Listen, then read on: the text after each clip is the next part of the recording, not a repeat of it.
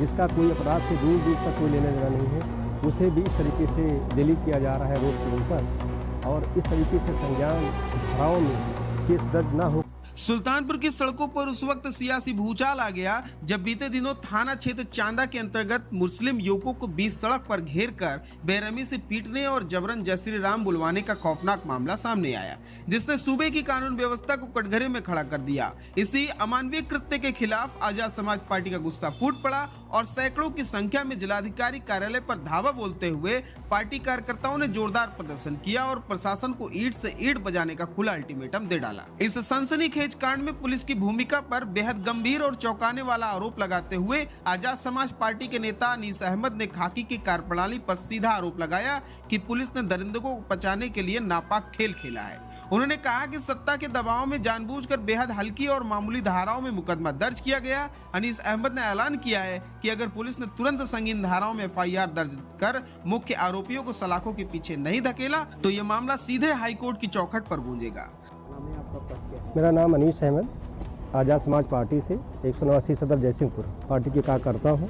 पिछले दिनों जो घटना आम रास्ते पर जिस तरीके से खुलेआम किया गया, वो इस बात का एक जीता जागता सबूत है कि अब मुस्लिम अपने घरों में भी सुरक्षित नहीं है। जो एक नेक और मुस्लिम नॉर्मल व्यक्ति है, जिसका कोई अपराध से दूर दूर तक कोई लेना देना नहीं है, उसे भी इस तरीके से जलील किया जा रहा है रोड के ऊपर, और इस तरीके से संज्ञान धाराओं में केस दर्ज ना हो करके एक नॉर्मल तरीके से उसको दर्ज किया गया, जो ये दर्शाता है कि सरकार की जो नीति है वो अपने संबंधित व्यक्तियों को बचा करके जो पीड़ित व्यक्ति हैं उसको किसी तरीके से मानसिक रूप से दबाया जाए।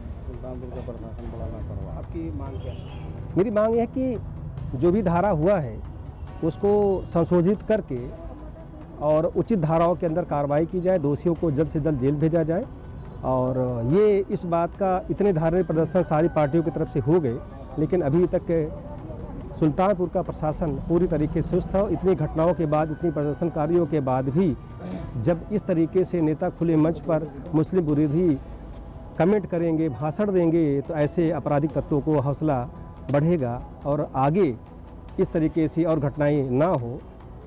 प्रशासन इस पर सख्त से सख्त कार्रवाई की। जो आपने प्रदर्शन किया है, कार्रवाई जो आप मांग कर रहे हैं, अगर नहीं मांगी जाती है तो अगला कदम क्या है? अगला कदम ये भी होगा कि मैं SP महोदय से मिल करके और संबंधित थाना प्रभारी, संबंधित CO से मिल करके उचित धारा जिस तरीके से घटना हुई है तत्काल प्रभाव से उसको कार्रवाई करें, नहीं तो हम कोर्ट का दरवाज़ा खटखटाएंगे, हाई कोर्ट का दरवाज़ा खटखटाएंगे। ये हमारी मांग है। वहीं पार्टी के जिला पंचायत सदस्य प्रत्याशी सेजल अंबेडकर ने प्रशासन के ढुलमुल रवैये पर तीखा आक्रोश जताते हुए चेतावनी दी है कि पुलिस की इस कागजी कार्रवाई से उनका गुस्सा शांत नहीं होगा। उन्होंने साफ कह दिया है कि अगर इंसाफ में देरी हुई तो सुल्तानपुर की सड़कों पर एक ऐसा उग्र और विशाल धरना होगा जिसे संभाल पाना प्रशासन के बस की बात नहीं रह जाएगी। जी, मेरा नाम सेजल अंबेडकर है। मैं वार्ड नंबर 19 से आजाद समाज पार्टी की जिला पंचायत सदस्य प्रत्याशी हूँ।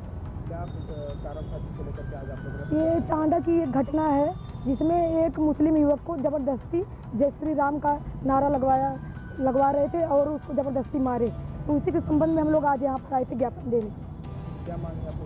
हम लोगों की ये मांग है जो जिन्होंने मारा है उनके ऊपर सख्त से सख्त कार्रवाई हो, वो पकड़े जाएं, जिससे दोबारा ये घटना न दोहराई जाए।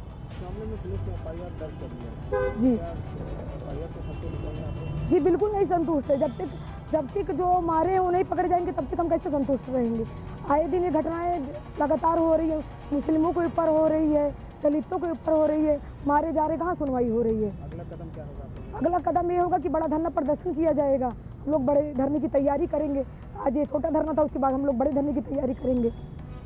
इस वारदात से स्थानीय प्रशासन और जनप्रतिनिधियों की रहस्यमयी चुप्पी ने मामले को एक बड़े सियासी तूफान में बदल दिया है। आजाद समाज पार्टी भाईचारा के जिलाध्यक्ष आदिल खान ने सिस्टम के दोहरे रवैये पर सीधा और तीखा प्रहार किया। उन्होंने तल्ख तंज कसते हुए कहा कि अगर सरेराह बेरहमी से पिटने वाले युवक मुस्लिम न होकर किसी और जाति के होते तो क्या अब तक आरोपियों के घरों पर गरजता हुआ बुलडोजर न चल चुका होता।